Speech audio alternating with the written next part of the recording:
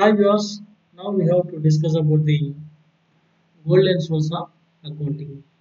Before going to start the topic, I am requesting you kindly subscribe my channel and press on bell button. Give some likes, it will makes me a lot of encouragement to do further videos. Okay friends, here the rules of accounting can be classified into two categories, traditional approach and modern approach. Okay, so now first we discuss about the traditional accounts.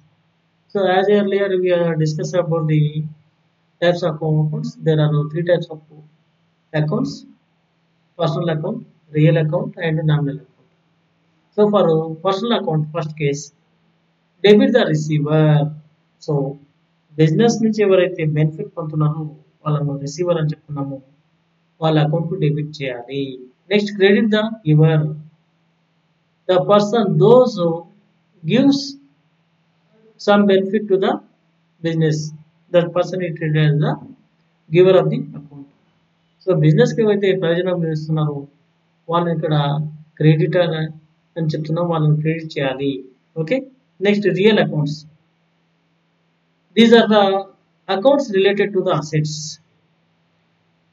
Debit what comes in, మనకు business లోకి ఏదైతే assets వస్తాయో వాటిని debit చేయాలి. Credit what goes out, business నుంచి ఏవైతే assets మనం బయటకు వెళ్తున్నాయో వాటిని మనం క్రెడిట్ చేయాలి. Okay, next nominal accounts. These accounts related to the expenses and revenues, losses and gains. So debit all expenses and losses. So ఎప్పుడైనా సరే ఎక్స్పెన్సెస్ అండ్ లాసెస్ వచ్చినట్లయితే దాన్ని డెబిట్ చేయాలి.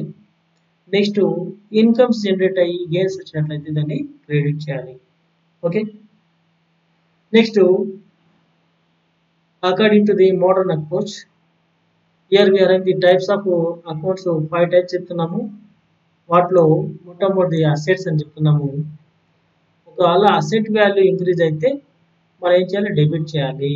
ఒకవేళ అసెట్ వాల్యూ అనేది డిక్రీజ్ అయితే క్రెడిట్ చేయాలి. Next liabilities. లయబిలిటీస్ విషయానికి వచ్చినట్లయితే లయబిలిటీస్ ఇంక్రీజ్ అయితే డిక్రీజ్ చేయాలి. నెక్స్ట్ లయబిలిటీస్ ఇంక్రీజ్ అయినట్లయితే డిక్రీజ్ చేయాలంటే ఇక్కడ రివర్స్ లో మనం ఎంటర్ చేయవచ్చు. అసెట్స్ చూసినప్పుడు పాజిటివ్ గా చేయాలి, లయబిలిటీస్ జోరుకులా రివర్స్ లో చేయాలి. నెక్స్ట్ ఎక్స్పెన్సెస్ అనే విషయానికి వచ్చినట్లయితే increase when there is increase in expenses, expenses పెరిగినట్లు ఏం చేయాలి, డెబిట్ చేయాలి. ఒకవేళ డిక్రీజ్ ఎక్స్పెన్సెస్ అనేది తగ్గినట్లయితే డిక్రీజ్ చేయాలి. ఇక్కడ పాజిటివ్ ఎఫెక్ట్ ఏమైనా కనపడుతుంది. Next income. In case of income is decreasing automatic గా డెబిట్ చేయాలి. ఇన్కమ్ ఇంక్రీజ్ అయితే క్రెడిట్ చేయాలి. Okay, next capital. Capital decrease అయితే మనం ఏం చేయాలి, డెబిట్ చేయాలి. క్యాపిటల్ ఇంక్రీజ్ అయితే క్రెడిట్ చేయాలి. ఈ విధంగా మనం అకౌంట్స్ చెప్తున్నాం. So come to the point personal accounts. ఒక ఎగ్జాంపుల్ చెప్తున్నాను. Goods purchase from Krishna on credit worth rupees 5000. So ఇక్కడ కృష్ణ అనేది personal account. So he is the giver of the account or business. So ఇక్కడ మనం ఏం చేయాలండి, గివర్ అంటే ఎప్పుడైనా సరే ఏం చేస్తున్నాము, క్రెడిట్ చేయాలి. కాబట్టి మనం ఇక్కడ అకౌంట్ మనం జనరల్ ఎంటర్ చేసినప్పుడు purchases account to Krishna account అని రాయాలి. ఎందుకు, పర్చేజెస్ అకౌంట్ అనేది ఒక నామినల్ అకౌంట్, ఇది ఎక్స్పెన్సెస్ కాబట్టి మనం ఏం చేస్తున్నాము, డెబిట్ చేస్తున్నాము.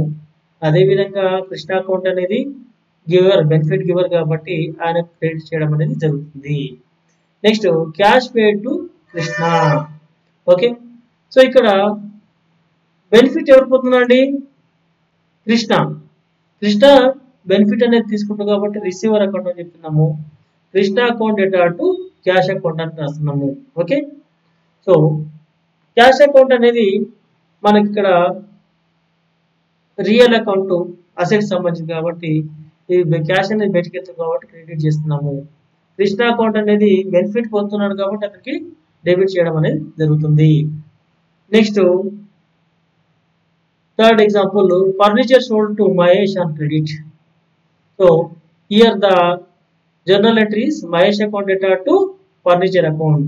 బికాస్ మహేష్ అనేవాడు ఫర్నిచర్ రిసీవ్ తీసుకుంటున్నాడు, దానివల్ల అతనికి డెబిట్ చేయడం అనేది జరుగుతుంది.